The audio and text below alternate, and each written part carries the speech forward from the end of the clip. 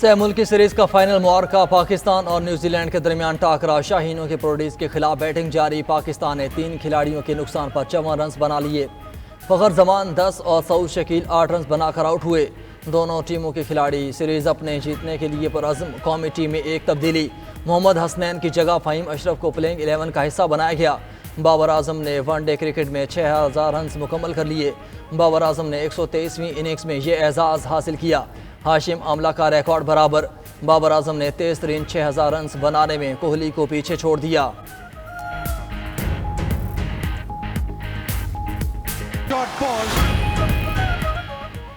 بانی پی ٹی آئی نے خط میں عوام کے مسائل کا ذکر کیا۔ Chairman P T I barrister Gohar کہتے ہیں کہ امید ہے آرمی چیف بال کو پاس نہیں کریں گے۔ ملک کی بہتری کے لیے ضروری اقدامات ہونے چاہیے۔ پارٹی کے ممبران قومی اسمبلی پارٹی ڈسپلن کے پابند ہیں۔ جس نے پارٹی سے متعلق بات چیت کرنی ہے وہ پارٹی فورم پر کرے۔ دوسری جانب اسپیکر پنجاب اسمبلی ملک احمد خان نے کہا کہ بانی پی ٹی آئی کا آرمی چیف کو خط لکھنا ترلے کرنے کی آخری حد ہے۔ خط کا مفصل جواب وصول کنندہ کی جانب سے آ چکا ہے۔ جن کو خط لکھا گیا وہ پڑھنے کو تیار ہی نہیں۔ اگر خط وصول کنندہ نہیں پڑھیں گے تو وزیر اعظم بھی نہیں پڑھیں گے۔ بانی پی ٹی آئی اور ان کے حوالیوں کا ایجنڈا سمجھ نہیں آ رہا۔ عمر ایوب جو آئی ایم ایف کو خط لکھ رہے ہیں اس کی کیا وجوہات ہیں؟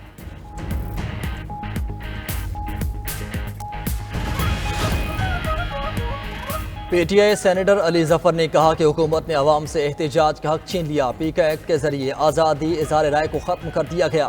پیکا کو سینسرشپ کے طور پر استعمال کیا جائے گا۔ پاکستان میں نفرت کے طوفان برپا ہیں۔ 26ویں آئینی ترمیم میں خرابیاں ہیں۔ موجودہ حکومت نے عدالتی خود مختاری اور ساکھ کو نقصان پہنچایا۔ پریس گیلری میں آ کر سینیٹر شبلی فراز نے کہا کہ ہم نے پیکا ایکٹ کے خلاف قرارداد ایوان میں پیش کرنی تھی۔ حکومت نے قرارداد پیش کرنے سے قبل ہی اجلاس ملتوی کر دیا۔ ہم صحافیوں سے اظہار یکجہتی اور پیکا میں میڈیا کے ساتھ ہیں۔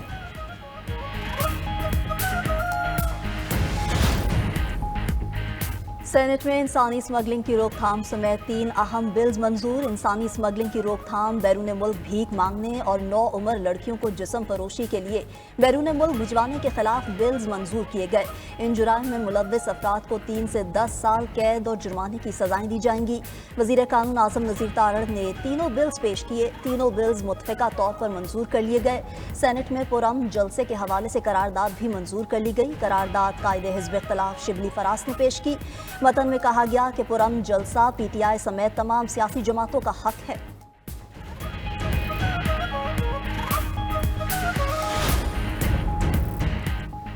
مجھے کیوں نکالا؟ پارٹی سے نکالے جانے پر شیر افضل مروت کا قومی اسمبلی میں سوال۔ حکومتی اراکین نے کہے لگا دیے۔ حکومتی ارکان نے نعرے لگائے کہ ظالموں جواب دو، مروت کو حساب دو۔ حکومتی اراکین کے بیرسٹر گوہر کو دیکھ کر کہا کہ آپ بھی ہمارا ساتھ دیں۔ حنیف عباسی نے شیر افضل مروت سے کہا کہ ہم آپ کے ساتھ ہیں، پی ٹی آئی میں واپس بھجوائیں گے۔ شیر افضل مروت کا کہنا تھا کہ اس جبر اور فسطائیت کے دور میں پی ٹی آئی نہیں چھوڑوں گا۔ وکلاء بانی پی ٹی آئی سے ملاقات میں ان کے کان بھرتے ہیں۔ ہر بار مجھے پارٹی سے نکالنے کی بات کی جاتی ہے۔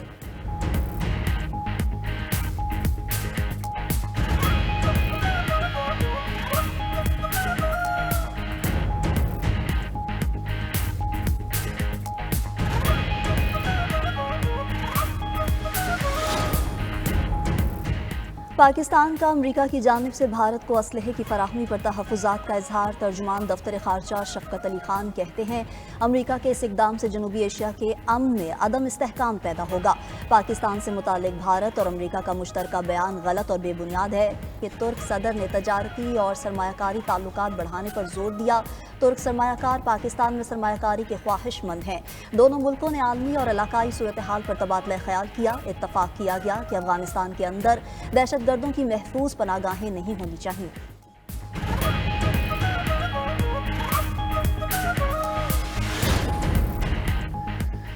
سپریم کورٹ کے نئے 6 مستقل ججز اور ایک عارضی جج نے حلف اٹھا لیا۔ چیف جسٹس پاکستان جسٹس یحییٰ آفریدی نے نئے ججز سے حلف لیا۔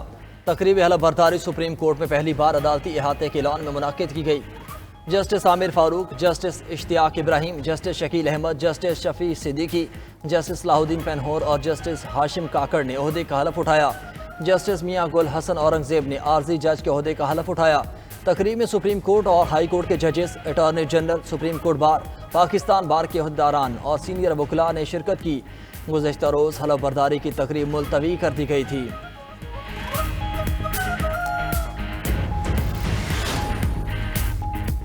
सुप्रीम कोर्ट में नए जजेस के इजाफे के साथ सीनियरिटी लिस्ट अपडेट हो गई। चीफ जस्टिस के बाद जस्टिस मंसूर अली शाह पहले, जस्टिस मुनीब अख्तर दूसरे, जस्टिस अमीनुद्दीन तीसरे और जस्टिस जमाल मंदुखेल चौथे नंबर पर मौजूद।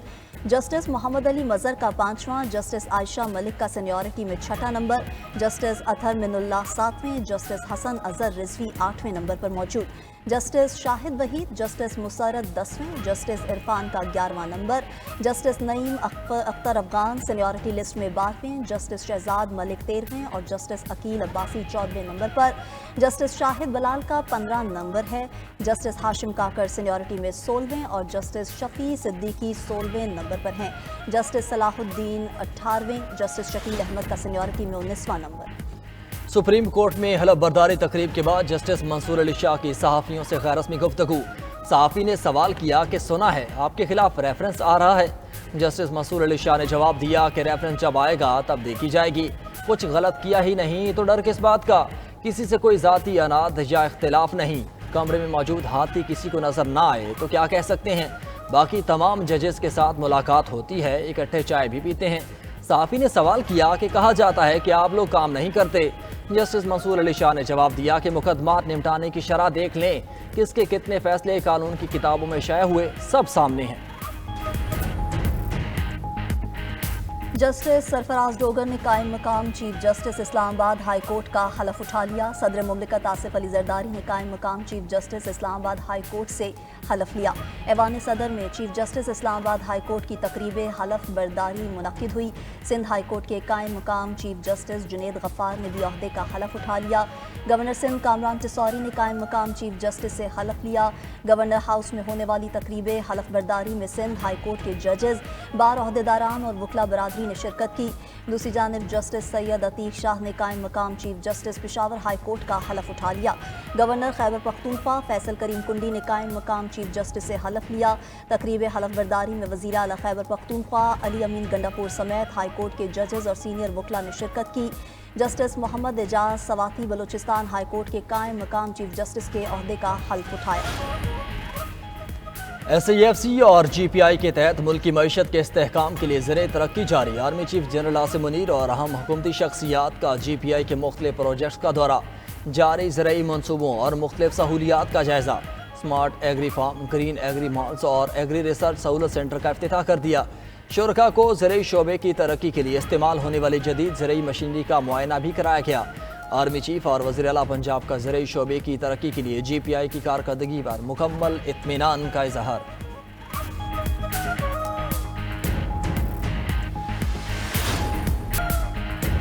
पाकिस्तान ने IMF की एक और शर्त पूरी कर दी। मनसूबाबंदी कमीशन ने नए तरक्याती मनसूबों की मंजूरी का नया स्कोर कार्ड जारी कर दिया।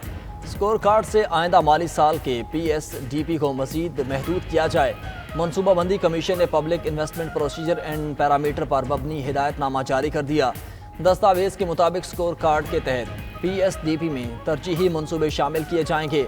आइंदा माली साल 10% नए तरक्याती मनसूबे शामिल करने की इजाज़त होगी। PSDP के तहत सूबाई नौइयत के मनसूबों की माली मुआवनत पर पाबंदी होगी।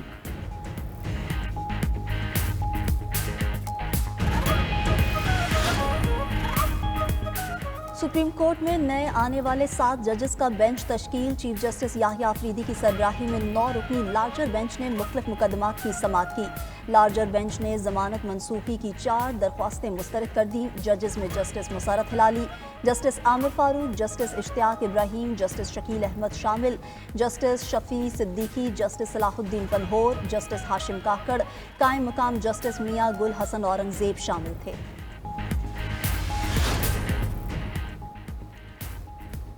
अरब लीग ने भी गजा से फ़लस्तीनियों की बेदखली का मंसूबा मुस्तरद कर दिया। सेक्रेटरी जनरल अरब लीग अहमद का कहना है कि गजा से फ़लस्तीनियों की मुस्तकिल बेदखली नाकाबिल कबूल है। अमरीकी सदर की तजवीज़ खित्ते को बहरानों में धकेल देगी। गजा से 20 लाख फ़लस्तीनियों की बेदखली से खित्ते में अमन व इस्तेहकाम को नुकसान पहुँचेगा। जबकि उर्दन के शाह अब्दुल्ला ने ट्वीट में लिखा, फ़लस्तीनियों को अपने घरों से बेदखल किए बगैर गजा की तामीर न होनी चाहिए।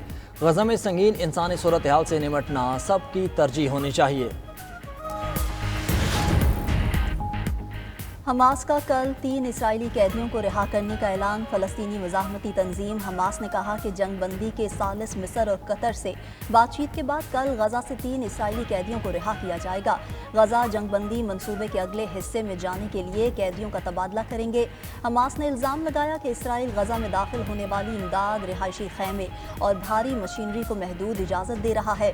दूसरी जानिब इसराइली तज्ज़ियाकारों के मुताबिक 60 से 70% इसराइली अवाम जंगबंदी मुआहिदे के तहत कैदियों की वापसी और जंग का खात्मा। चेयरमैन पीसीबी मोहसिन नकवी की खसूसी दावत। यंग डॉक्टर्स ने कराची के मकामी होटल में कौमी टीम के खिलाड़ियों से मुलाकात की, तस्वीरें और सेल्फियां बनाई। नया नाज़माबाद क्रिकेट ग्राउंड पर खेलने वाले 15 से ज़ायद यंग प्लेयर्स को प्रोटोकॉल में होटल लाया गया। यंग खिलाड़ियों ने कप्तान मोहम्मद रिजवान, बाबर आजम, शाहीन शाफरीदी और दीगर खिलाड़ियों के साथ वक्त गुजारा। क्रिकेट के बारे में सवाल किए और टिप्स ली। यंग डॉक्टर्स ने खिलाड़ियों से मुलाकात कराने पर मोहसिन नकवी का शुक्रिया अदा किया।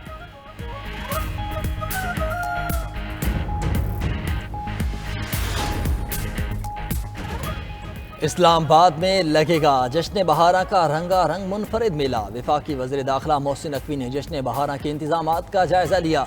इस्लामाबाद के शहरी 25, 26 और 27 फरवरी को जश्न बहारा से महसूस हो सकेंगे। जश्न बहारा में पाकिस्तान भर के रिवायती और मशहूर खानों के स्टॉल्स लगाए जाएंगे। वफाकी वज़ीर दाखिला ने पुलिस लाइन्स में शम्मा परेड की रिहर्सल का मुआयना भी किया। वज़ीर दाखिला मोहसिन नकवी का कहना था कि जश्न बहारा का मकसद पाकिस्तान की सकाफत और कल्चर को उजागर करना है। पाकिस्तान में गैर मुल्की कंपनीज के CEOs को शिरकत की दावत दी जाएगी।